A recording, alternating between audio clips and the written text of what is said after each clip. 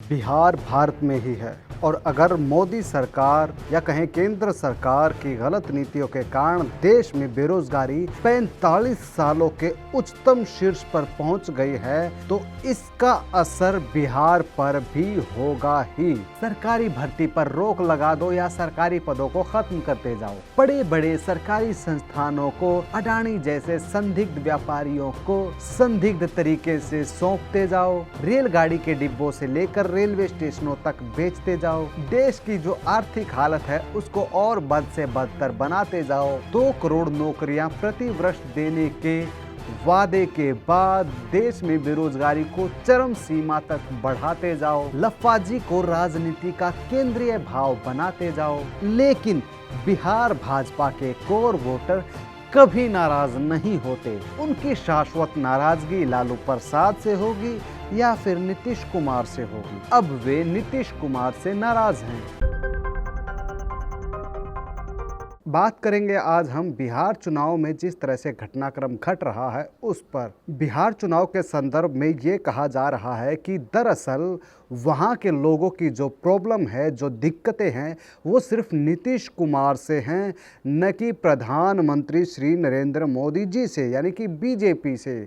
ये कुछ न कुछ आधा सत्य है, बल्कि हम तो कहें कि प्रायोजित है। आखिर भाजपा से नाराजगी क्यों न हो? प्रवासी मजदूरों की फजीहतों का कारण अविवेकी रूप से लिए गए फैसले और अतार्किक रूप से अचानक लॉकडाउन की घोषणा करना था।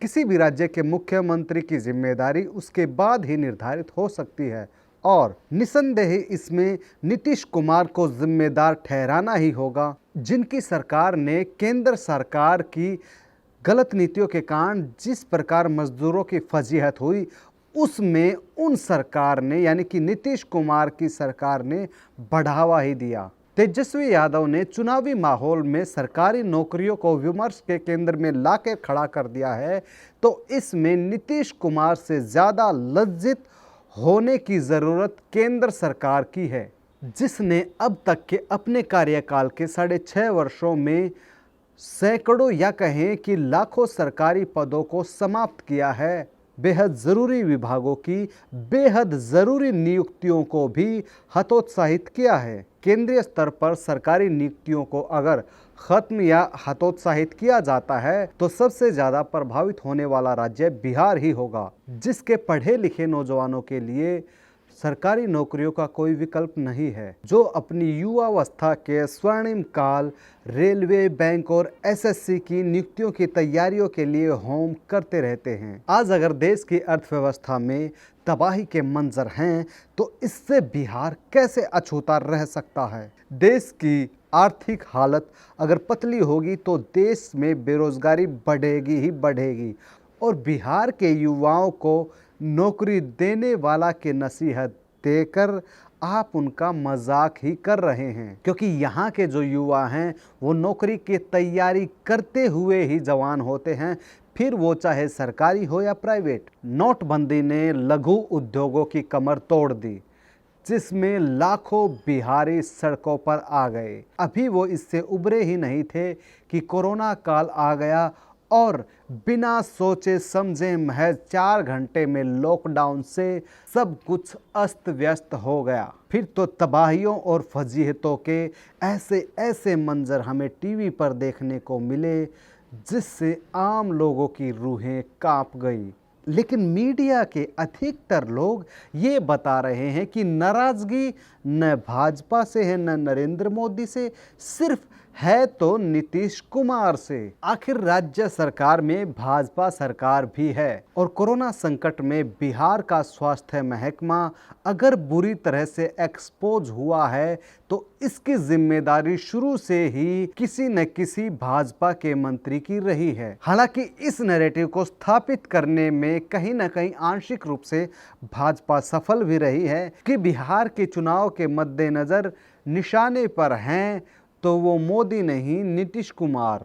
मीडिया भी इस नैरेटिव को हवा दे रही है और ये स्वाभाविक भी है, क्योंकि कुत्ता अपने मालिक के लिए ही भौंकता है। दरअसल बिहार में जो भाजपा का कोर वोटर माना जाता है यानी कि स्वर्ण तबका, वो नरेंद्र मोदी या भाजपा से कभी नाराज नहीं होता, तो विरोध में जाने का सवाल ही नहीं है। सरकारी भर्ती पर रोक लगा दो या सरकारी पदों को खत्म करते जाओ, बड़े बड़े सरकारी संस्थानों को अडानी जैसे संदिग्ध व्यापारियों को संदिग्ध तरीके से सौंपते जाओ, रेलगाड़ी के डिब्बों से लेकर रेलवे स्टेशनों तक बेचते जाओ, देश की जो आर्थिक हालत है उसको और बद से बदतर बनाते जाओ, 2 करोड़ नौकरियां प्रति वर्ष देने के वादे के बाद देश में बेरोजगारी को चरम सीमा तक बढ़ाते जाओ, लफाजी को राजनीति का केंद्रीय भाव बनाते जाओ। लेकिन बिहार भाजपा के कोर वोटर कभी नाराज नहीं होते। उनकी शाश्वत नाराजगी लालू प्रसाद से होगी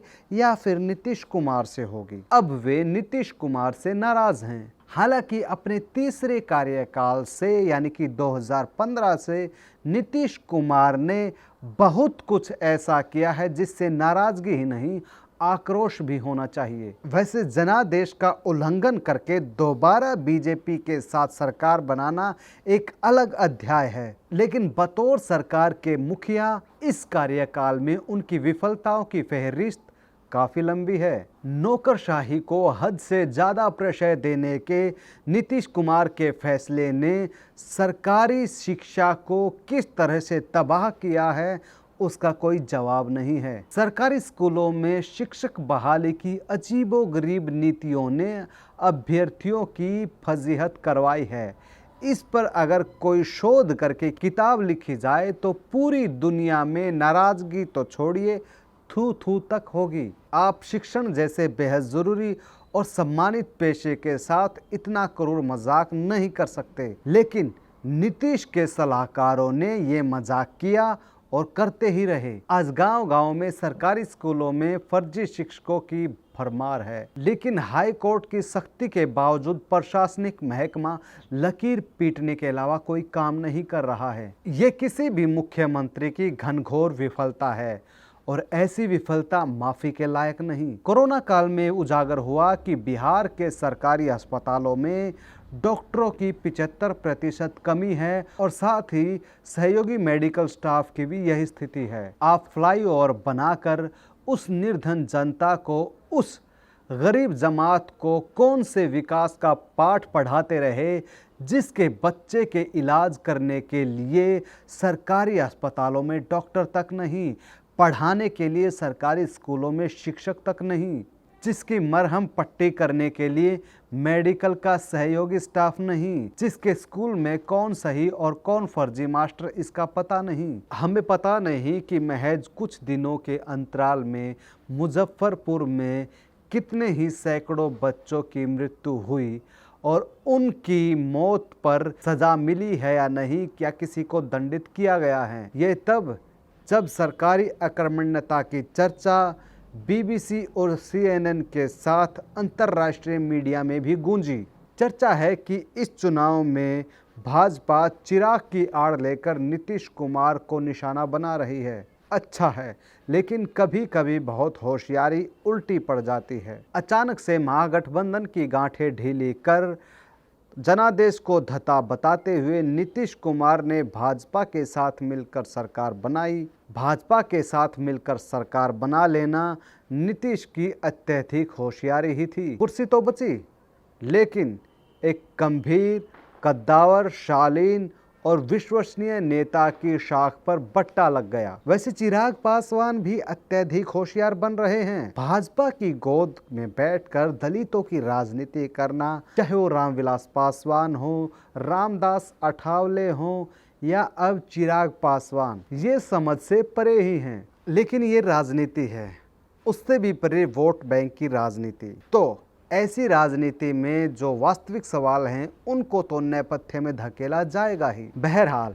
नीतीश कुमार रहेंगे या जाएंगे ये तो कुछ हफ्तों में क्लियर हो जाएगा। कहा जाता है कि नीतीश कुमार एक अच्छे रणनीतिक हैं, तो अपने राजनीतिक जीवन के सबसे कठिन दौर में उनकी भी परीक्षा है। बात रही भाजपा की, तो ये उसके सिद्धांतकारों की सफलता है कि विफलताओं में केंद्रीय स्तर पर नेतृत्व देने और राज्य स्तर पर भागीदार होने के बावजूद मीडिया के सहयोग से ऐसा माहौल बना देना जिसमें चित भी उसकी और पट भी उसकी, तब जबकि उनके पास कोई भी ऐसी नीति नहीं है जिससे बिहार के गरीबों का कुछ कल्याण हो सके। जब अपने घोषणा पत्र में वो 19 लाख नौकरियां देने का वादा करती है तो उस पर सिर्फ हंसा ही जा सकता है। 6 वर्षों में देश भर में बेरोजगारी का रिकॉर्ड कायम करवा दिया। अब बिहार में रोजगार क्रांति का दावा करना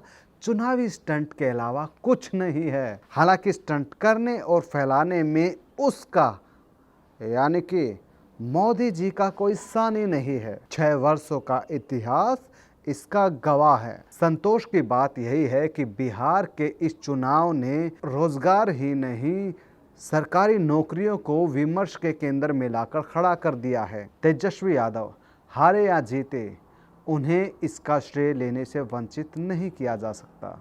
नमस्कार।